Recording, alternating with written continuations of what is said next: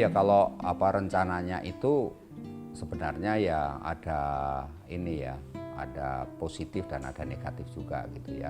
Dalam arti bahwa kita tidak bisa menafikan karena undang-undangnya sudah ada di DPR, Mas. Jadi kalau di DPR kita nggak bisa lagi bicara mengenai wacana. Yang ada adalah itu implementasi dari undang-undang itu, Mas. Kalau kita mendiskusikan wacananya nanti ini yang terjadi adalah flashback kita jadinya, balik ke belakang ya kan, urgensinya apa, pentingnya apa, lah itu semua sudah selesai, Mas, masalahnya, dan itu sudah menjadi putusan politik DPR kan, karena undang-undangnya sudah ada. Jadi kalau wacana itu tentu dari jangka pendek yang mempertanyakan itu, wacana ini masih menimbulkan pro kontra di masyarakat. Karena apa? Karena penyusunan undang-undang sendiri itu kan dianggap terlalu cepat, dianggap minimnya istilahnya partisipasi publik.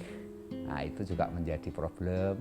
Undang-undang itu sendiri dianggap oleh publik itu menjadi membebani APBN dalam implementasinya. Kemudian juga ada kekhawatiran publik bahwa pembangunan itu akan istilahnya itu berpotensi mangkrak. Ada yang berwujud petisi-petisi, ada yang kemudian melakukan gugatan di MK.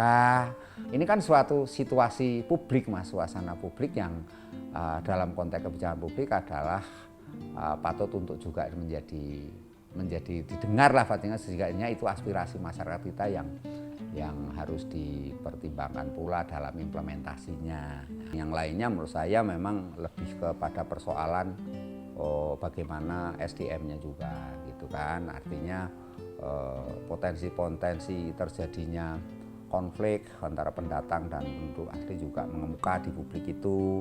Kemudian bagaimana dengan ASN yang akan dipekerjakan di sana, di mana kemudian pembangunan ini sangat membutuhkan political will dan leadership, Mas, pemimpinan. Ini kan persoalan di situ, apakah kepemimpinannya itu masih mendukung atau tidak, ya kan. Dengan ini jangan sampai kemudian nanti kepemimpinan yang lain berpindah ke yang tidak sepaham, ya, kemudian membatalkan undang-undang itu. Jadi inilah adalah ini, Mas, suasana batin publik yang saat ini memang cukup beragam, yang disebut istilahnya pro dan kontra kalau bahasa kerennya itu.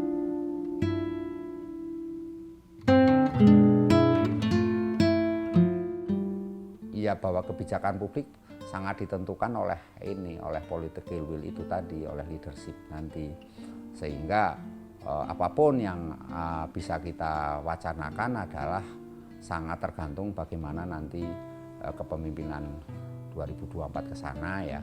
Karena itu pembangunan itu membutuhkan waktu yang panjang, Mas, kan diperkirakan sekitar 25 tahun paling tidak ya. Kalau asumsi satu presiden itu 5 tahun, berarti membutuhkan sekitar 5 presiden, Mas, untuk sampai itu terwujud. Nah, ini kan juga menjadi hal yang berat ya. Dalam konteks itu ada yang memandang pesimis, ada yang memandang optimis bahwa Indonesia karena sudah dibentuklah undang-undang itu, tetapi juga banyak yang mengatakan undang-undang ini nanti suatu saat juga akan bisa direvisi, akan dirubah.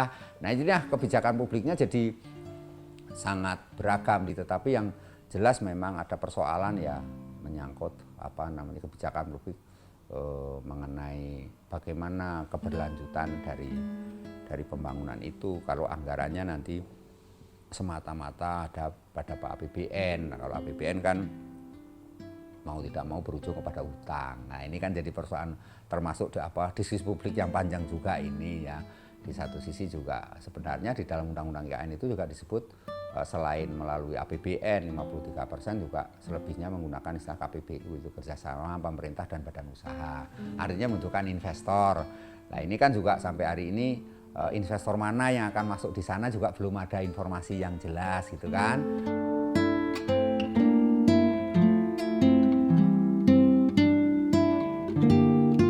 Iya, kalau saya melihat sebenarnya pro kontra itu hal yang wajar ya dalam konteks negara demokrasi seperti Indonesia, masyarakatnya majemuk lah gitu, Bhinneka Tunggal Ika ya, kita memahami itu. Tetapi gini persoalannya, saya melihat bahwa kenapa petisi itu dinilai terlambat, karena harusnya sebelum ada undang-undang itu diketok lah paling tidak ya. Jadi artinya ketika wacana itu digulirkan dulu, keluarnya petisi. Kan ini kan wacana pemindahan itu kan sudah lama ya. Nah, bahwa kemudian petisi ini dikaitkan karena kita kondisi Covid, ya kondisi Covid ini kan tidak hanya dialami Indonesia, Mas, seluruh negara mengalaminya. Jadi tentu ini menjadi hal yang tidak bisa dijadikan dasar kuat. Di satu sisi kita juga mau nggak mau harus bergerak maju, Mas, karena kita kan keberadaan IKN ini kan menurut saya juga merupakan ikon ya, kebanggaan nasional juga, bahwa kita 75 tahun Indonesia merdeka baru ini terwujud. Gagasan mengenai pemindahan ibu kota kan sudah lama, sejak zaman era Soekarno sudah ada, era Soeharto mau pindah ke Jonggol juga ada, dan ini sekarang Pak Jokowi mau memindahkan ke Kaltim. Nah ini menurut saya hal yang ini, tetapi keberadaan petisi-petisi itu menurut saya memang ya sah-sah saja dalam demokrasi, tapi menurut saya sudah terlambat. Petisi itu akan jalan tetap saja, yang namanya kebijakan mengenai pemindahan ibu kota tetap jalan karena undang-undang sudah ada, Mas. Jadi di stop nggak akan mungkin, itu tetap berjalan. Kalau misalnya di stop malah yang rugi kita semuanya kan gitu. Karena sudah banyak energi yang tercurah dari lahirnya undang-undang itu sampai terbentuknya undang-undang IKN itu kan sudah banyak energi yang kan undang-undang pada saat disusun itu juga melibatkan banyak pihak kan. Selama ini Pansus juga sudah mengundang pihak-pihak yang dianggap mewakili kan. Ya inilah sebuah dinamika yang menurut saya harus disikapi secara alif oleh pemerintah, bahwa inilah tantangan yang harus diwujudkan oleh pemimpin berikutnya. Justru nanti pemimpin yang akan menduduki di IKN, paling tidak kepala otorita IKN ini adalah orang yang mampu, tidak saja mampu dalam hal mengelola mengenai pembangunan infrastrukturnya, tetapi yang paling berat dia harus dihadapkan adalah bagaimana membangun itu ada keberlanjutannya. Berarti membutuhkan ini anggaran kan besar, membutuhkan uang lah, bukan dana yang besar, atau bahasa kerennya membutuhkan cuan yang gede ya kan untuk melaksanakan. Berarti seorang pemimpin IKN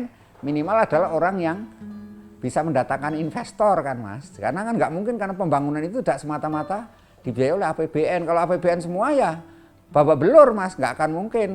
Jadi kebijakan publik itu pasti ada pihak yang merasa dirugikan, merasa tidak puas, merasa kecewa, merasa marah, itu hal yang wajar. Tetapi ada penyelesaiannya. Lewat mana? Ya lewat aturan yang sudah ditetapkan bersama, yang sudah disepakati bersama. Kalau undang-undang itu melalui judicial review di MK. Kalau itu berupa peraturan-peraturan di bawahnya, entah itu PP, entah itu Perpres, entah itu Kepres, entah apapun, itu melalui yang namanya Mahkamah Agung kan, executive review namanya. Jadi semuanya sudah ada ini, Mas, sudah ada jalurnya masing-masing yang ini. Tetapi kalau saya melihat bahwa semakin banyak protes-protes, semakin banyak keberatan-keberatan dari warga, semakin wacana yang digulirkan, ini menurut saya tantangan bagi elit ya, artinya pemegang kekuasaan untuk mewujudkan itu gitu. Jadi dengan segala caranya gimana ya? Karena di situ ditentukan satu melalui APBN anggarannya 53%, kemudian selebihnya melalui KPBU, artinya kerjasama pemerintah dan badan usaha. Ya berarti pemerintah jangan terfokus kepada menggunakan APBN supaya masyarakat tidak merasa terbebani. Sekarang dibutuhkan pemimpin yang inovatif, Mas. Inovatif, kreatif, ya kan, punya cara berpikir visioner dan mampu mendatangkan yang namanya investor itu.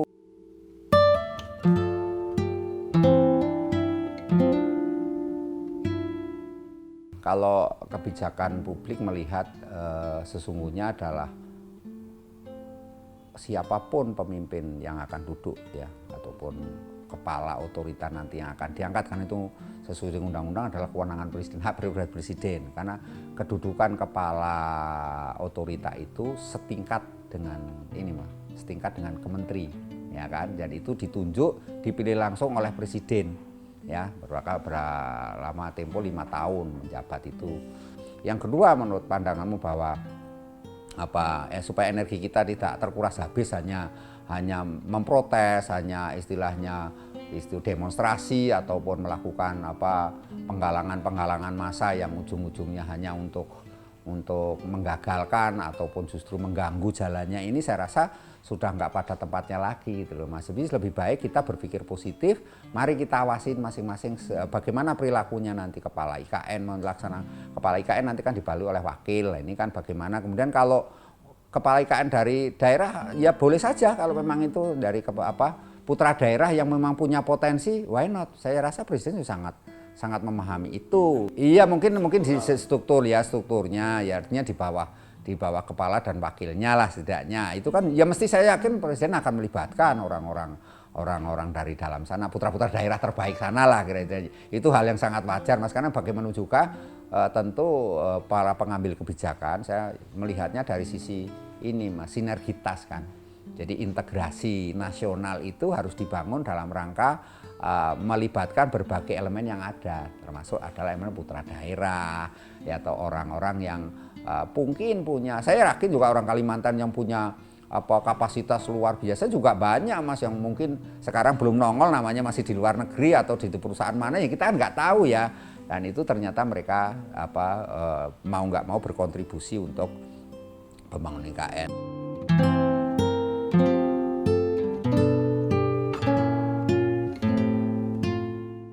Keberadaan IKN yang mau dilaksanakan di Pasir Penajam ataupun Kaltim itu adalah pilihan yang tentu tidak saja membawa konsekuensi positif ya, pembangunan yang selama ini terkonsentrasi di Pulau Jawa misalnya, tetapi juga di sini memberikan ruang kepada daerah wilayah Indonesia Timur dalam ini Kaltim dan wilayah penyangga seperti Sulawesi, Ambon, Papua, nah termasuk wilayah NTT, NTB, itu juga akhirnya istilahnya itu ikut terdongkrak oleh perpindahan ibu kota itu di masa yang akan datang. Nah, karena itu kita dalam konteks kebijakan publik sebenarnya kita bicaranya menggunakan teori skenario planning Mas namanya. Skenario planning itu adalah teori yang menempatkan pada posisi jangka pendek, jangka menengah, dan tentu jangka panjang.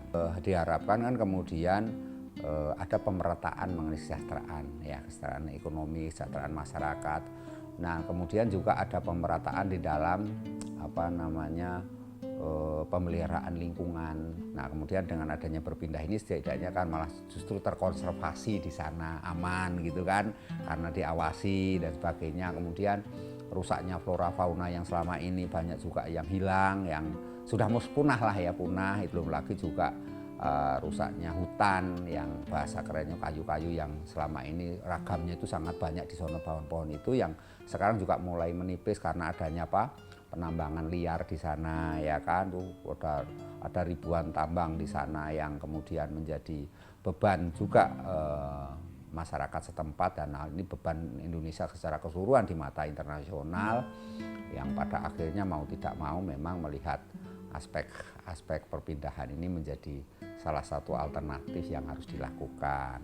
Bagaimana kemudian pembangunan IKN itu diharapkan menyerap tenaga kerja yang banyak, itu ya, munculnya industri-industri di sana. Tadi sudah kalau nggak salah ada 2 industri yang besar yang akan terlaksana di sana adalah mengenai sektor kesehatan dan sektor pendidikan, Mas, yang akan dikembangkan di sana. Nah, ini diharapkan menyedot tenaga kerja juga. Jadi itu harapan-harapan yang akan terjadi.